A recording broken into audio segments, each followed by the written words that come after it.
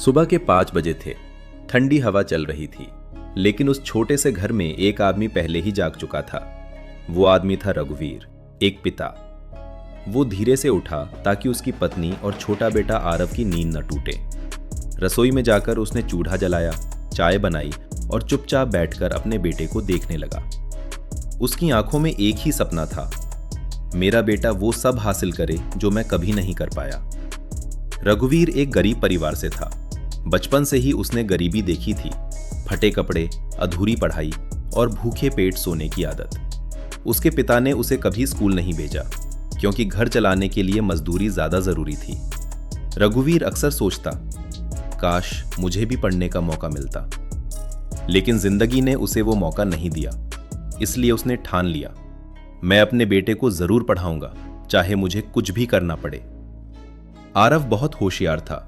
School में हमेशा अच्छे नंबर लाता और टीचर्स भी उसकी तारीफ करते। एक दिन स्कूल से लौटकर उसने कहा, पापा मुझे बड़ा होकर डॉक्टर बनना है। रघुवीर के चेहरे पर मुस्कान आ गई, लेकिन अंदर कहीं डर भी था। इतने पैसे कहां से आएंगे? फिर भी उसने बिना कुछ कहे अपने बेटे के सिर पर हाथ रखा और बोला, तू बस पढ़ाई कर बेटा, बाकी सब मैं संभाल लूंगा। उस दिन के बाद रघुवीर ने खुद को पूरी तरह बदल लिया। वो दिन में मजदूरी करता और रात में रिक्शा चलाता। कभी कभी तो वो 18-18 घंटे काम करता था। उसकी हथेलियों में छाले पड़ गए थे, पीठ दर्द से झुकने लगी थी। लेकिन जब भी वो थक जाता, उसे अपने बेटे का सपना याद आ जाता, मुझे डॉक्टर बनना है, और वो फिर से खड़ा हो जाता। खुद की जरूरतें भूल जाना रघुवीर ने अपनी हर खुशी त्याग दी। उसने नए कपड़े खरीदना बंद कर दिया, अपनी दवाई लेना भी छोड़ दिया। कई बार तो वो खुद भूखा सो जाता ताकि आरव को दूध मिल सके। एक बार उसकी पत्नी ने कहा, इतना मत करो, तुम बीमार पड़ जाओगे। रघुवीर ने मुस्कुराकर जवाब दिया, अगर मेरा बेटा पढ़ लिख कर बड़ा आदमी बन गया तो मेरी सारी बीमारी ठीक हो जाएगी।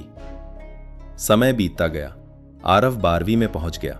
अब मेडिकल एंट्रेंस की तैयारी करनी थी, जिसके लिए कोचिंग बहुत जरूरी थी, लेकिन फीस बहुत ज्यादा थी। रघुवीर के पास इतने पैसे नहीं थे।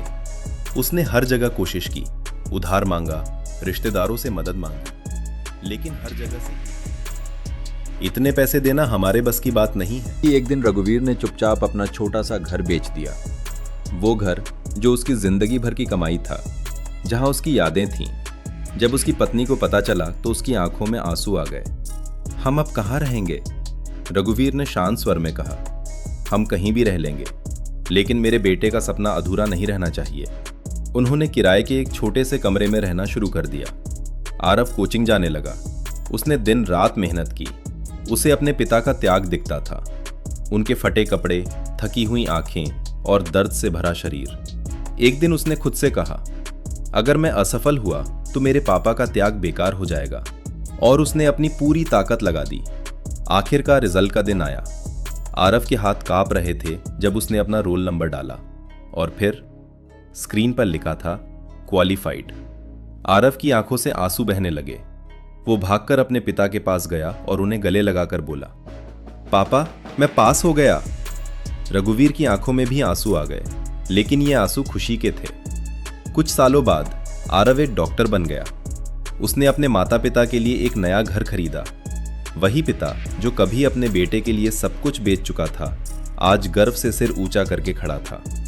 एक दिन आरव ने अपने पिता से पूछा, पापा आपने मेरे लिए इतना सब कुछ क्यों किया? रघुवीर ने मुस्कुराते हुए कहा, बेटा एक पिता का सपना उसके बच्चे में ही तो जीता है। मैंने जो नहीं पाया वो तू पाले, यही मेरी सबसे बड़ी खुशी है। समय के साथ रघुवीर बूढ़ा हो गया।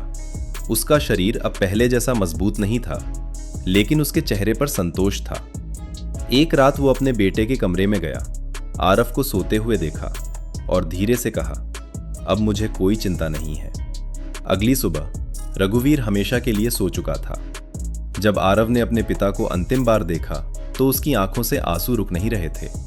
उसने महसूस किया, जिस इंसान ने उसे जिंदगी दी, उसने अपनी पूरी जिंदगी उसके नाम कर दी। इस कहानी से हमें यह सीख मिलती है कि एक पिता का त्याग कभी शब्दों में नहीं बताया जा सकता। माता पिता अपने डिस्ट्रीब्यूटेड के लिए हर दर्द सह लेते हैं। हमें उनकी मेहनत और त्याग को कभी भूलना नहीं चाहिए। असली सफलता वही है जो अपने माता पिता को गर्व महसूस कराए। कभी अगर जिंदगी में आप थक जाओ, हार मानने का मन करे, तो एक बार अपने पिता के चेहरे को याद करना। आपको समझ आ जाएगा, आपकी हार सिर्फ आपकी नहीं, उनके सपनों की भी हार होगी। और फिर आप कभी हार नहीं